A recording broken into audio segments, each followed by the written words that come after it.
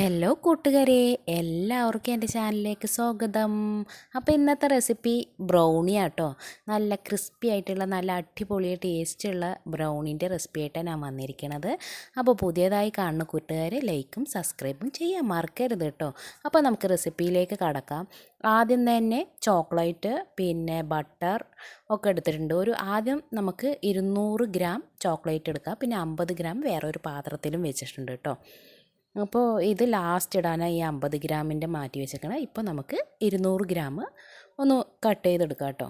അപ്പോൾ ഫ്രിഡ്ജിൽ നിന്ന് കുറച്ച് നേരത്തെ എടുത്ത് വെക്കണമായിരുന്നു, ഞാൻ ഒന്ന് മറന്നുപോയി കേട്ടോ. അപ്പോൾ അതുകൊണ്ട് കുറച്ച് ടഫായിട്ടാണ് മുറിക്കണത്. അപ്പോൾ ഇത് നമുക്ക് എന്താ ചെയ്യാം, ഒന്ന് മെൽറ്റ് ചെയ്തെടുക്കണം. അപ്പോൾ ഇങ്ങനെ മുറിക്കേണ്ട ആവശ്യമൊന്നുമില്ല, എന്നാലും പെട്ടെന്ന് തന്നെ ഒന്ന് ഉരുക്കി കിട്ടാൻ വേണ്ടിയിട്ട് അങ്ങനെ മുറിച്ചെടുക്കണം കേട്ടോ. അപ്പോൾ ഇത് അത്യാവശ്യം വലുപ്പത്തിലൊക്കെ ആക്കിയിട്ട് മുറിച്ചിട്ടുണ്ട്. അത് പാത്രത്തിലേക്ക് മാറ്റിയിട്ടുണ്ട്. ഇനി നമുക്കൊരു ഇതൊന്ന് മെൽറ്റ് ചെയ്യാൻ ഒരു പാത്രം എടുത്തിട്ടുണ്ട്. അതിലേക്ക് ഈ ചോക്ലേറ്റ് എല്ലാം ഇട്ട് കൊടുക്കാം കേട്ടോ.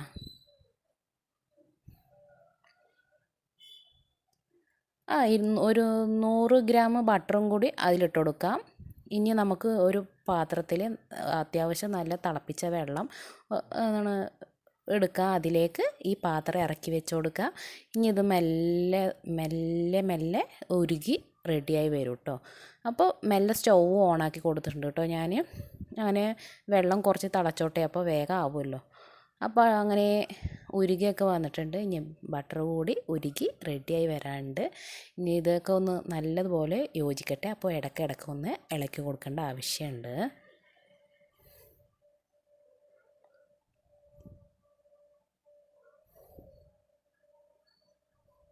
അപ്പോൾ നമ്മുടെ ചോക്ലേറ്റ് ഇവിടെ ഉരുകി വന്നിട്ടുണ്ട് കേട്ടോ.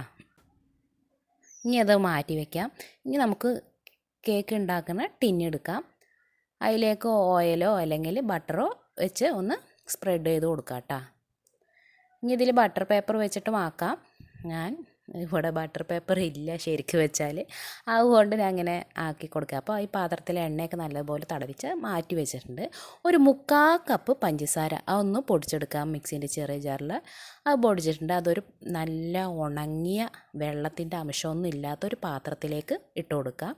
പിന്നെ 3 കോഴിമുട്ട ഉടച്ചതാട്ടാ, അത് കൂടി ഇതിലേക്ക് ഒഴിച്ചു കൊടുക്കാം. ഇനി ഇത് ഒരു വിക്സ് വെച്ചിട്ട് നല്ലതുപോലെ ഒന്ന് യോജിപ്പിച്ചെടുക്കാം.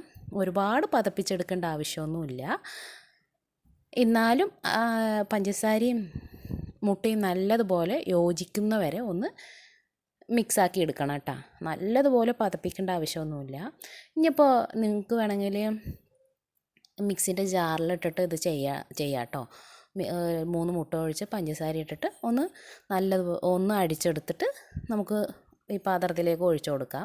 ഇതിപ്പോൾ ഒന്ന് ചടപടേന്നാക്കാമെന്ന് വേണ്ടി ഒത്തിരി കഷ്ടപ്പെട്ടാലേ കാര്യമുള്ളൂ അല്ലേ, ടേസ്റ്റും കൂടും. അപ്പോൾ അതിന് വേണ്ടിയിട്ട് ആക്കിയിട്ടുണ്ട്. അപ്പോൾ ഇതേപോലെ നല്ലപോലെ ഒന്ന് യോജിച്ച് റെഡിയായി വന്നിട്ടുണ്ട്.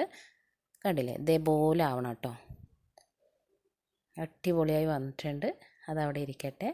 ഇനി നമ്മുടെ അവിടെ ചൂടാറാൻ മാറ്റി വെച്ച നമ്മുടെ ചോക്ലേറ്റ് ഉണ്ടല്ലോ, ചൂടാറാതെ ഈ മുട്ടൻ്റെ മിക്സിയിലേക്ക് ഒഴിച്ചു കൊടുക്കേണ്ട. അങ്ങോട്ട് ചൂടോടെ ഒഴിച്ചു കൊടുത്താൽ മുട്ട വെന്ത് പോകും കേട്ടോ. അപ്പോൾ അത് പ്രത്യേകം ശ്രദ്ധിക്കണം. നല്ലതുപോലെ ചോക്ലേറ്റിന് ചൂടാറിയതിന് ശേഷം ഒഴിച്ചു കൊടുക്കാം. അപ്പോൾ ഫസ്റ്റ് തന്നെ ഈ ചോക്ലേറ്റിൻ്റെ മിക്സ് ഉണ്ടാക്കി വെക്കാൻ ശ്രദ്ധിക്കണം. അപ്പോൾ നമുക്ക് ഇതൊക്കെ ഏകദേശം ഒന്ന് റെഡിയായി വരുമ്പോഴത്തേനും അത് ചൂടാറിക്കോളൂ കേട്ടോ. ഇനി ഇതൊന്ന് നല്ലതുപോലെ ഒന്ന് യോജിപ്പിച്ചെടുക്കാം കേട്ടോ.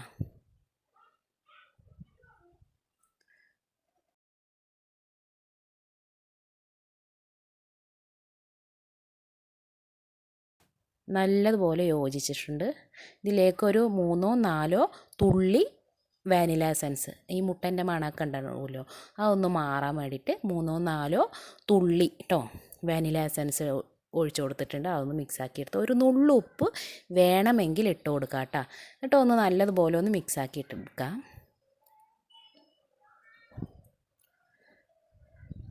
നല്ലപോലെ മിക്സ് ആയിട്ടുണ്ട്. ഇനി നമുക്ക് എന്താ ചെയ്യാം, മൈദ അതൊരു 3/4 കപ്പ് അരിപ്പയിൽ അരിച്ച് ഇതിലിട്ട് കൊടുക്കാം. മൈദയിൽ ചെറിയ ചെറിയ കട്ട കട്ടകളുണ്ടാവും. പിന്നെ എന്തെങ്കിലുമൊക്കെ ഒരു പൊടിയോ എന്തെങ്കിലും അംശം ഉണ്ടെങ്കിൽ അത് ഇതിലേക്ക് പെടാണ്ടിരിക്കാനാട്ടാ. അതൊന്ന് അരിച്ച് കണ്ടില്ലേ, ഇതിൽ ഇത്രയുണ്ട് കട്ട പിടിച്ചത്. അപ്പോൾ എപ്പോഴും അരിച്ചിട്ട് വേണം മൈദ ഇട്ട് കൊടുക്കാനിട്ടാ. ഇനി അതൊന്ന് മെല്ലെ ഒന്ന് ഇളക്കി കൊടുക്കാട്ടാ. ഇതേപോലെ ഒന്ന് മെല്ലെ സാവധാനം ഒന്ന് ഇളക്കി കൊടുത്ത് ഇതിൽ യോജിപ്പിച്ചെടുക്കാം.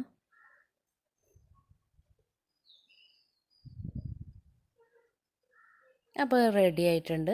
ഇനി ഇതിലേക്ക് നമുക്ക് എന്ത് ചെയ്യാം, നേരത്തെ മാറ്റി വെച്ച 50 ഗ്രാമിൻ്റെ മാറ്റി വെച്ചിട്ടുണ്ടല്ലോ ചോക്ലേറ്റ്, വേറെ ആക്കിയിട്ട് അതിനെ ചെറുതായി കട്ട് ചെയ്ത് ഞാൻ വെച്ചിട്ടുണ്ട്. അത് ഇതിലേക്ക് ഇട്ട് കൊടുക്കാം. അതായത് ഈ കേക്കിൻ്റെ ഇടയിൽ ആ ചോക്ലേറ്റിന് പീസ് ഉണ്ടല്ലോ, അതിങ്ങനെ ഉരുകിയിട്ട് ഇങ്ങനെ അടിപൊളി ടേസ്റ്റ് ആയിരിക്കും കേട്ടോ. അപ്പോൾ ഇത് നല്ലപോലെ അതേപോലത്തെ ഒരു പരുവം ആകും കേട്ടോ. ഇങ്ങനെ ഇളക്കിയിട്ട് ഇനി നമുക്ക് ആ ചോക്ലേറ്റിൻ്റെ മിക്സ് അങ്ങോട്ട് ഇട്ട് കൊടുക്കാം. കണ്ടില്ല, ഇതേപോലെ കട്ട് ചെയ്തിട്ട് ഇട്ട് കൊടുത്തിട്ടുണ്ട്. അപ്പോൾ ഇത് ഒക്കെ വെന്തൊക്കെ വരുമ്പോൾ അതൊരു നല്ലൊരു ടേസ്റ്റ് ആയിരിക്കും കേട്ടോ. പിന്നെ നിങ്ങൾക്ക് ഈ ഞാൻ മൈദ ഇട്ട് കൊടുത്തല്ലോ, മൈദേൻ്റെ ഒപ്പം ഒരു 1/4 കപ്പ് കൊക്കോ പൗഡർ ഉണ്ടല്ലോ, അത് ഇട്ട് കൊടുക്കാം. അപ്പോൾ കുറച്ചുകൂടി കളർ കിട്ടും. ഇവിടെ മക്കൾക്ക് അങ്ങനെ ഇഷ്ടമല്ല, അതുകൊണ്ടാണ് ഞാൻ ഇട്ട് കൊടുക്കാത്തത് കേട്ടോ. അപ്പോൾ നിങ്ങൾ മൈദേൻ്റെ ഒപ്പം ഒരു 1/4 കപ്പ് കൊക്കോ പൗഡറും കൂടി ഇട്ടാൽ അടിപൊളി ടേസ്റ്റും കളറും കിട്ടും കേട്ടോ.